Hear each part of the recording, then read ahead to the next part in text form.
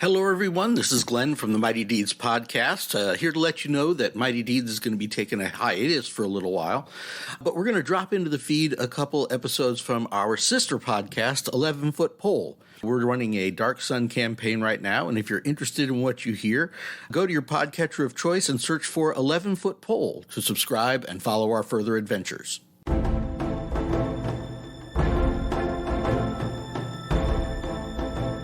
Hello, everyone, and welcome to 11 Foot Pole, A Tale of High Adventure. You are joining us for session 1 of our Rime of the Dark Sun campaign. We are doing this as an interlude in our regular Dolmenwood campaign. I don't know how many weeks it's going to go, but I want you to meet my fellow players, my regular band of malcontents. Hey, I'm Corey. I am playing Fulgrin Dustwalker, and I am a savage barbarian of the wastes. I am Darren. I am playing Zorus, who is a mole gladiator of the waste. All right, I'm Jason. I am playing Chaka.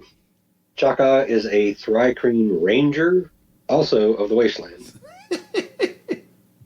AP, playing Taldori, scion of the Savage Wasteland. Yeah. And I'm Matt, playing Darok, the Mole Druid, the best of the Wastelanders. So you guys are, as we established during session 0, you guys are guarding this caravan from the Iron Sons, the tribe that you're a part of. This caravan, every other season, kind of makes its rounds of the different 10 towns and trades the different spine apple products that you guys produce there in Fort Washington, and you guys go around the different cities, including Tyr, the city state to the south that recently has overthrown its sorcerer king, and now supposedly, people are actually living in freedom and not under the boot of any sorcerer king. You guys are about halfway around the circuit of the towns, and you're on your way to the village of Tourmaline. So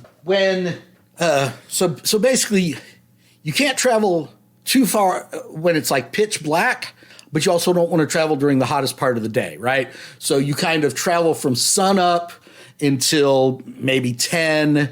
Then you guys rest during the hottest part of the day, and then try to get as far as you can before complete sunset, right? So you guys are in the early part of the day. You guys are traveling towards Tourmaline when a sandstorm kicks up, right? One of these dangerous Athasian dust storms kicks up, and you guys know of this ruined sort of little grotto not far from your line of travel. It's there's no water there, but it is kind of a shelter from the worst part of the wind. So as our story opens, you guys are here. You've kind of got a little fire going, and you all are gathered around the fire, and sort of your dewback and your pincher beetle and your tortoise are all kind of huddled together, trying to stay out of the worst of the wind. Let's check something real quick. Yes, visibility is reduced to 30 feet. You all, except for Chaka, you all have kind of like these goggles. Obviously, there's no glass, but kind of like a slit to kind of keep the worst of the sandstorm out of your eyes. But still, visibility is reduced to 30 feet. And basically, the storm has intensified enough. Your fire is about to go out. Now, you guys are not the only ones here. There's other members of your tribe that are traders and negotiators and so forth. But you guys are the muscle. You guys are the main defenders. Everybody, give me a perception check. Roll a d20 and add your perception modifier.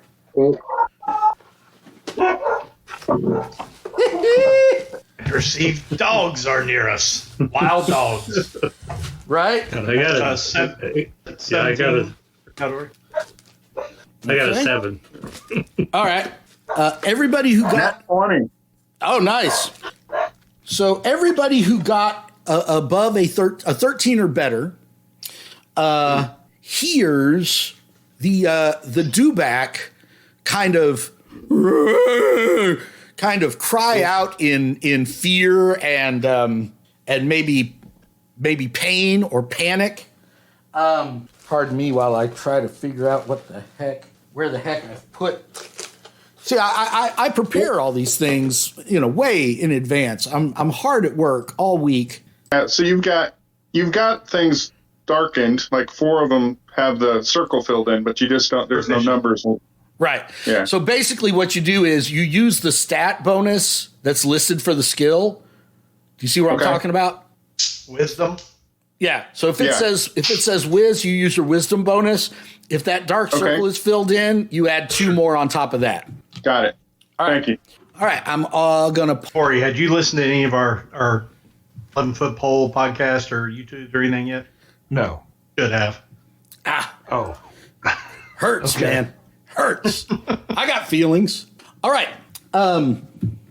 So you guys are actually a little further over here. When just barely through the blowing sand, you see these kind of hideous crustacean abomination manifestations are attacking your poor helpless dewback and your poor helpless tortoise. Jason, you get to act first. What do you do? So these crab-like things, are they monstrosities? These are actually aberrations. Aberrations. And the difference is... So in 5e, I'll Google it. in 5e, every creature has a type, and certain things only apply if it belongs to that type. Tools are aberrations. Okay. Okay. All right. So I'm going to attack with a ranged weapon. So I'm going to attack with a. It looks like I have a what was that? A longbow. Right. So all ranged attacks are at disadvantage. Why? Because of the blowing storm. You guys are like literally in the middle of a savage dust storm. Right. Okay. I have an advantage on initiative rolls too. Okay.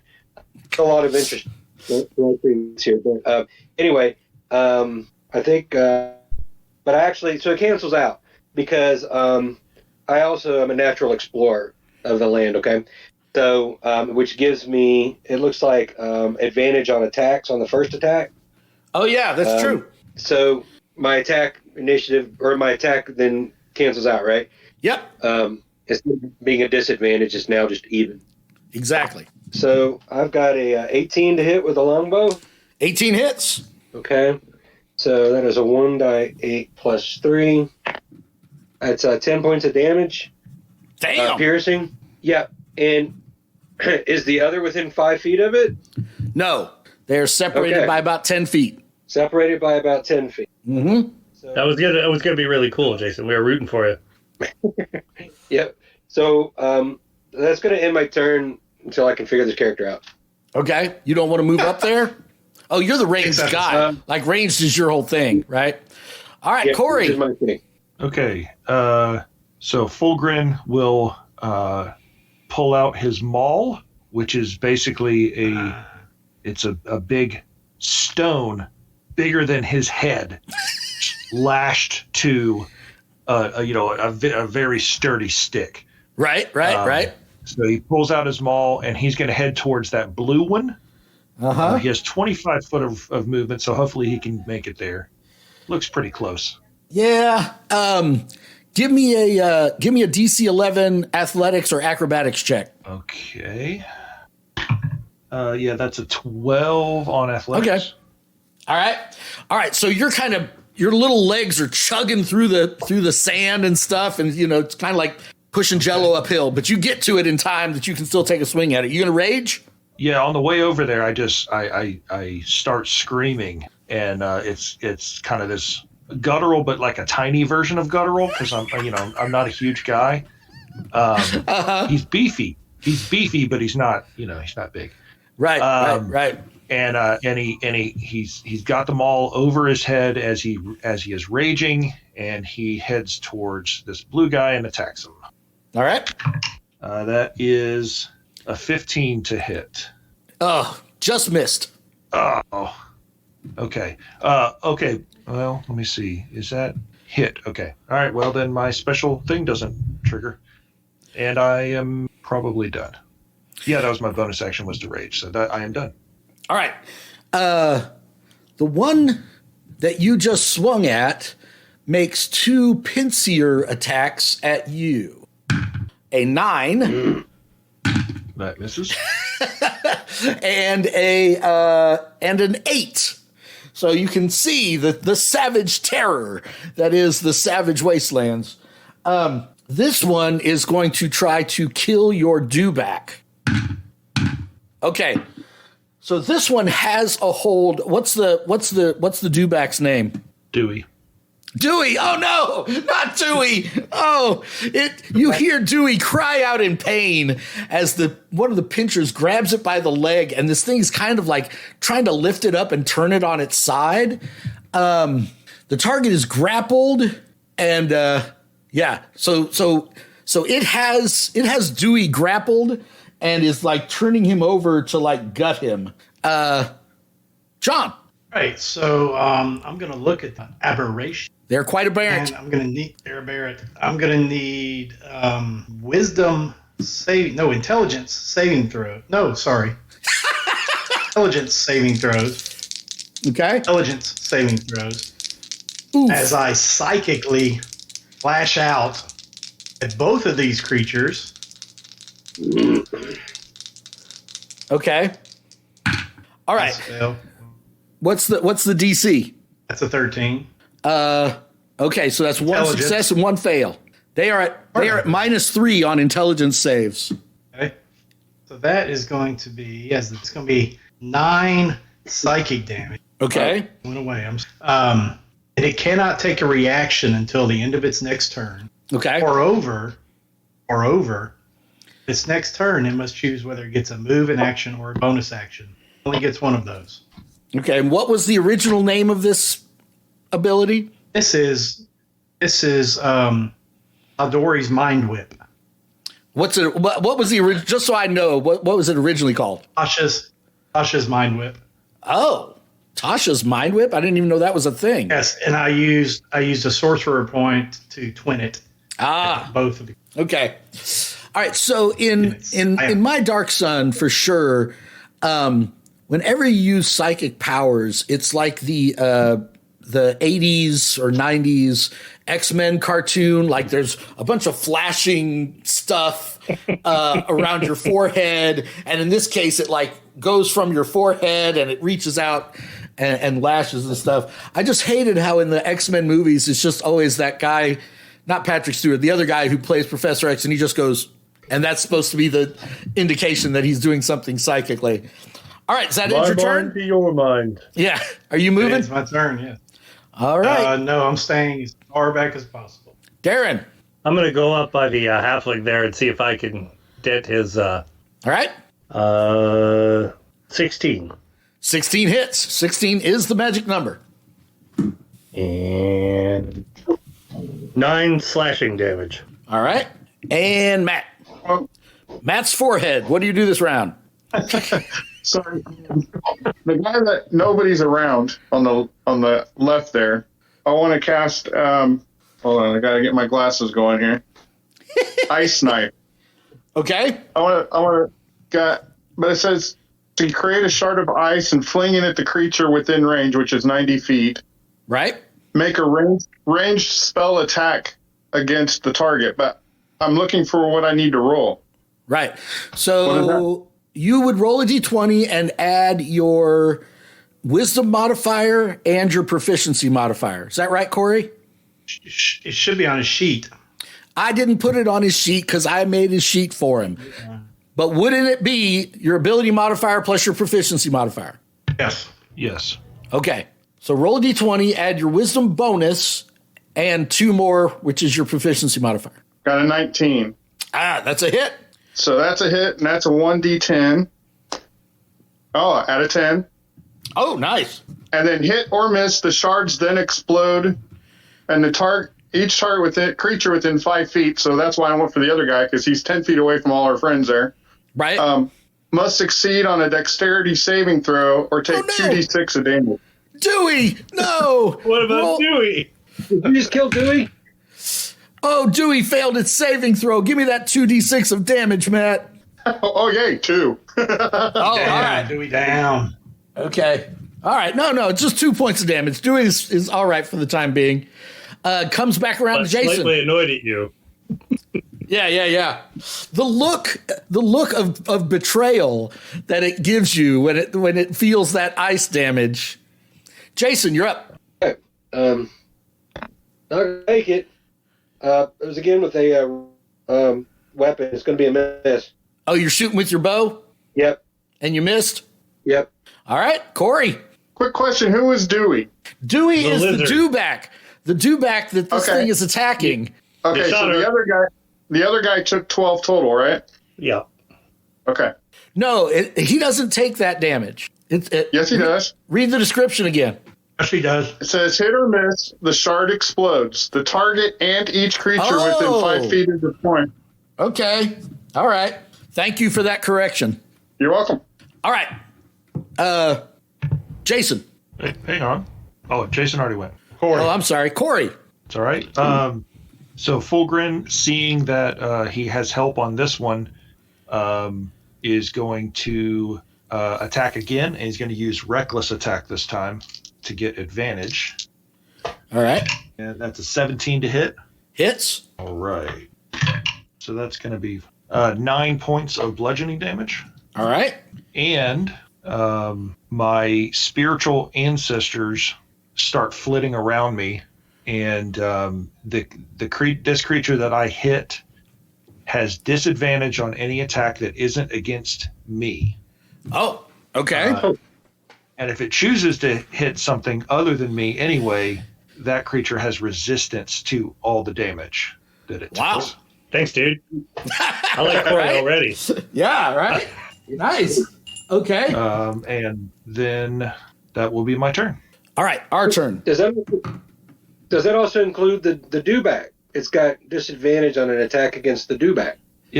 I'm not next to the one that was attacking the dewback. Yeah. So this is the one that's attacking Dewey. Okay. This one is attacking them. Well, in that case, Corey, it's going to hit you with both pinchers. Damn it. I'm at +6, so that's a 12 and a 14. 14 hits. All right, now we're talking.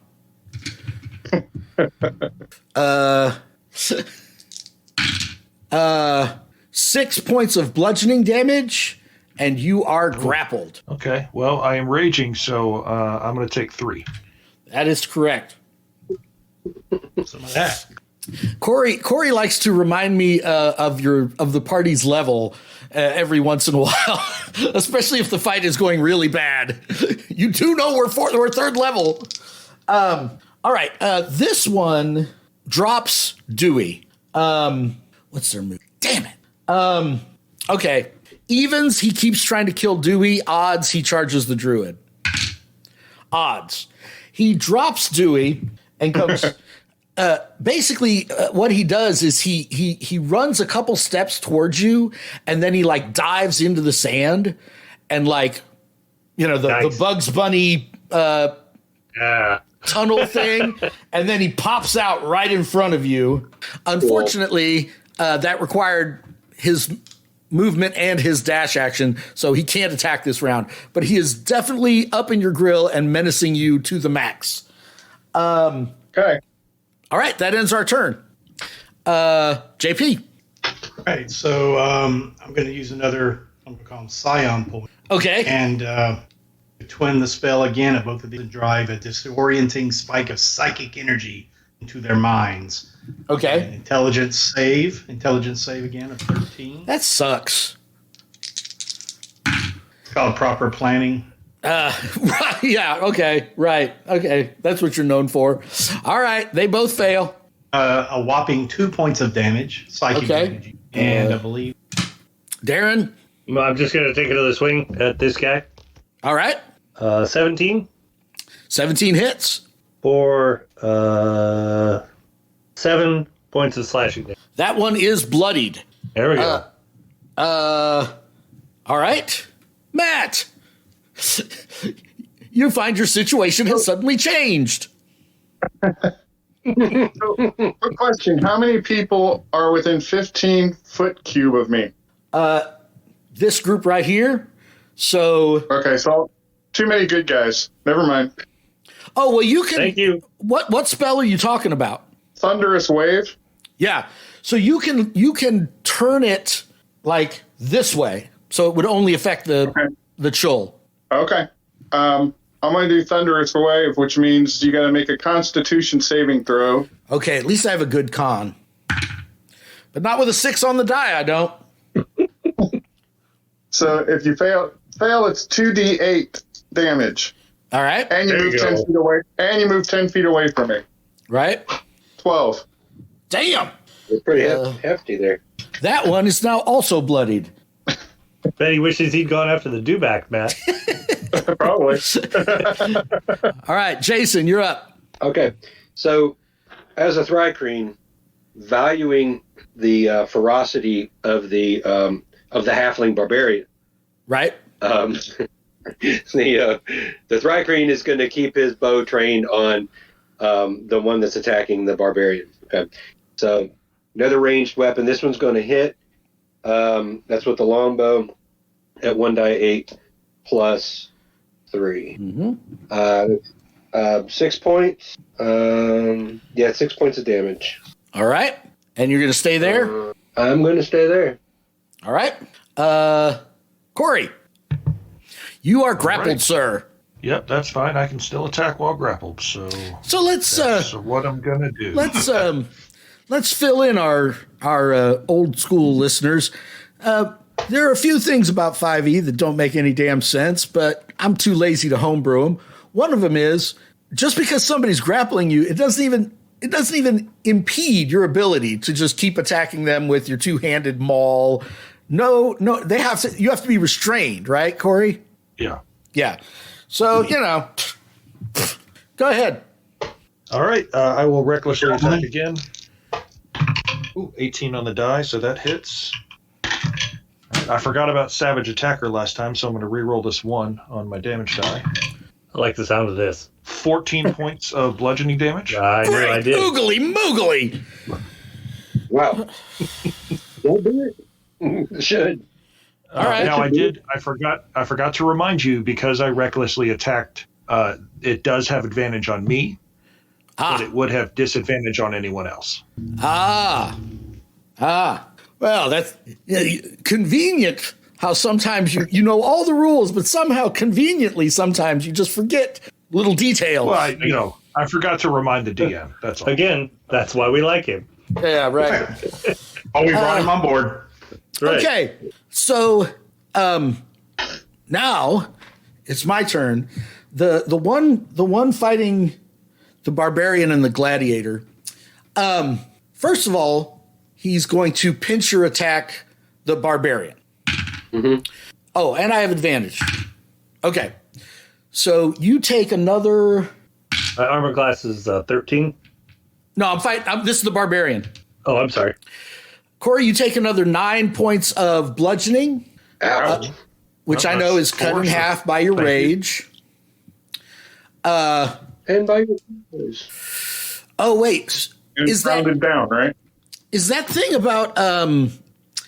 So would I get disadvantage on an attack against the gladiator? Corey? Yes. Yeah. Watch this. Yes. All right. So even with disadvantage, that's 15 plus 6. That's 21. I know your armor class isn't 21, Darren. So now you're grappled. You take 15 points of bludgeoning damage. And the good news is you have resistance to that damage because of my spirits. Oh, That's, okay. You take half. That's half. Yeah, half rounded Your down, spirits 7. round. Or your spirits round down too. Oh, I Yes, like yes, spirits very much.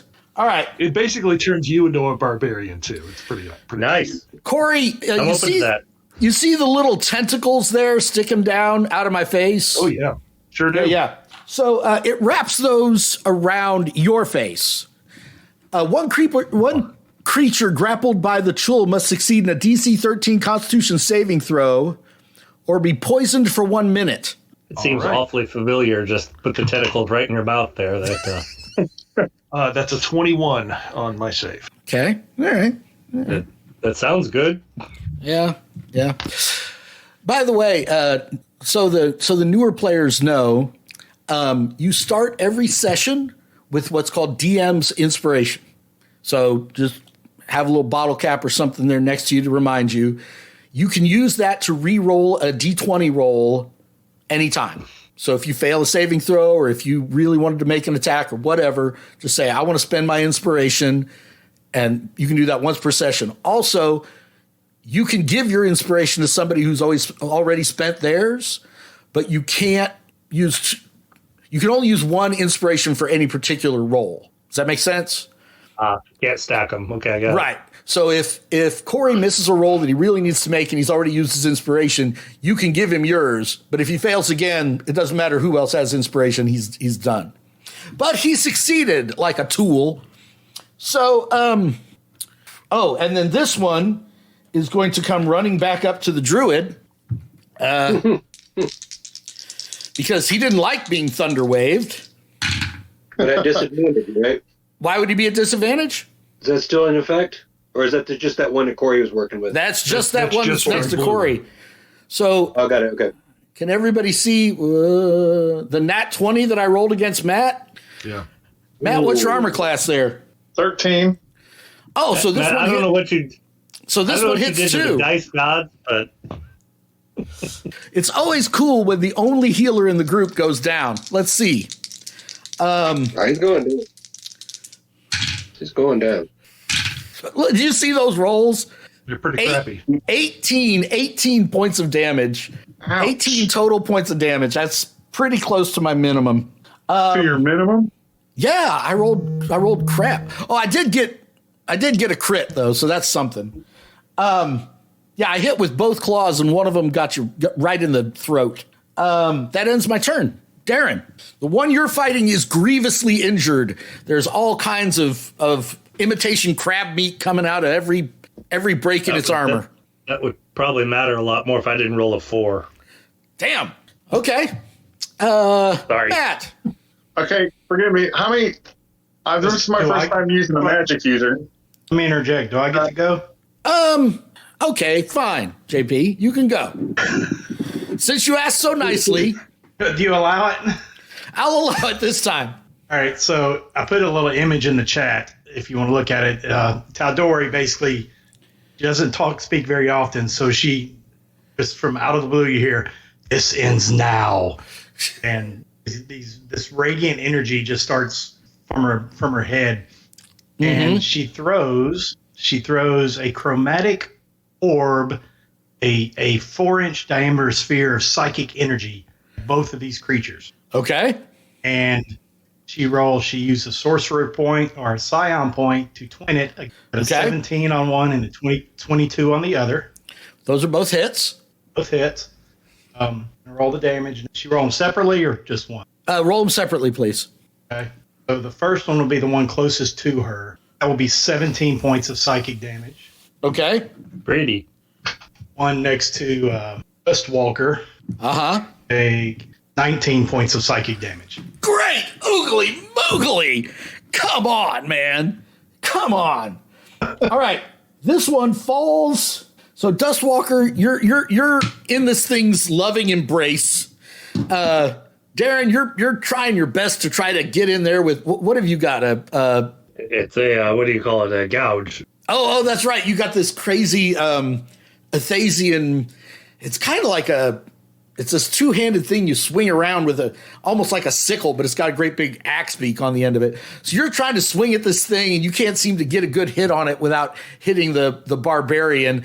And yeah, Corey, you're having a total hentai experience where these tentacles are going down your throat and you're being poisoned and everything else. And out of nowhere, this blast of chromatic psychic energy just blows this thing's head off, and all the tentacles, fall off onto the ground, and you are dropped from the embrace of this thing.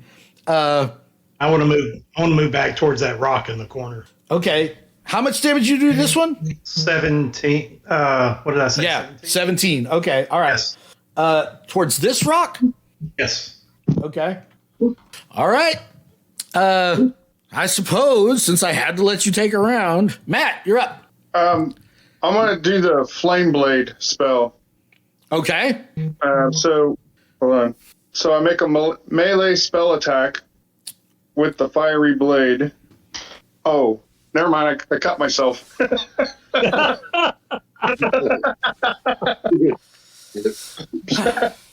goes my last 9 hit points.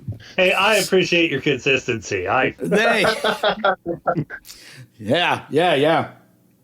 True All to right. your nature. And Jason. my honesty, right? Yeah, you do you. What kind of shape is the remaining one appear to be in? Pretty bad shape. Bloody? Finish him. Before it kills me. More than bloodied. Like- 17 points after bloodied. Yeah. Okay. All right, same attack. I'm gonna miss. Okay. You have a finesse melee weapon. So if you use that staff thing, you still get to use your dex bonus to attack with. Just so you know. Like he's right there next to you. Ulgrin, after this is over, can you eat that bug thing? Let's get another tribe member. Oh, that one. Thrycreen are not very tasty. Corey, it's all up to you, man. They're not very accurate either. Somebody save my ass. The druid is double grappled by this thing, and you see the light in his eyes about to go out. What do you do? Fulgrin turns around and he's got a big toothy smile. Probably that's where his name came from. And and he's going to run over to the yellow one, and he will recklessly attack him. All right. 17 on the die, so Hits. that hits. I'm going to reroll one of those. Got slightly better. So 11 points of bludgeoning damage, and my spirits shoot out from the maul and kind of get in its way. So it has disadvantage on anything that it attacks other than me. But it has advantage. It has advantage on attacks against me because of my reckless attack. Okay. And now it's my turn. I am going to let go of your druid with one claw, try to finish him off with my other claw, and attack the barbarian with my other claw. Right? So first, the druid. I'm at disadvantage. A 10 and a 16. I'm at +6. So, Matt, a 16? It hits. I'm going to die in the first battle. Again, consistency is appreciated. Thanks. Yeah. That's not typical in 5e. You must really suck. 9. Wow. You take 9 points. Are you down? Hang on. You have resistance against that because of my spirit. So you only take 4. 4. Okay, that's good because 9 was it. Okay. And then you need to make a DC 13 Constitution saving throw. Oh, Can't help you on this one. Constitution? You are at +3 on Constitution saving throws. So you need to roll a 10 or better. Oh, I was a 10, so that's good. All right. So its tentacles start to invade you, but you, like your barbarian buddy, managed to fend off the poisoning effect. But a claw lashes out at the wounded barbarian. It's definitely going to be a hit. 4 and 6 is 10. So you take 5. Yep. You still up? Oh yeah, I wouldn't even I'm not all that wounded, really. Wow. I'm all right. That's Wow. the spirit. JP, this thing is at death's very door. Yes, and it's about to meet. A wisdom saving throw as I whisper a psychic discordant melody. Only this creature can. Suck it! Cracking it with terrible pain. A 19 on the die. What was it? Wisdom? You still take. Hold on. Wisdom, yes. Yeah. You still take 5 points of damage. Oh my gosh. All right. Now he has 1 claw, 1 foot, and 4 tentacles through death's door. How many did you say? 5? That was 11. You take half. So Yeah. All right. if you give me the round up, No. It's what's good for the goose. All right. Darren, time to redeem yourself, man. Well, 1 stupid 4. Ah, how about an at 20? Hey! All right. So, And 9, so 12? yeah. So it had 2 hit points left. Out of the desert sand, this thing is like about to kill your druid. He's like choking. It's got a hold of your halfling, so they're both grappled. It's like lifting them both up, and you're like, this thing's gonna go under the sand with 2 of our party members, and we're just never gonna see him again. And then out of the whirling sand, comes this gladiator. Jumps through the air with his reaping thing, jams it into this thing's back, twists it, the carapace breaks open, imitation crab flies everywhere. He lands and catches his breath, and that's where we're going to end it for this week, fans of the program. If you want to see what happens when they reach Tourmaline and follow the rest of our adventures on Athas, subscribe, give us a like, maybe even give us a comment so more people can find out about our show. And we appreciate your patronage. We'll see you next week.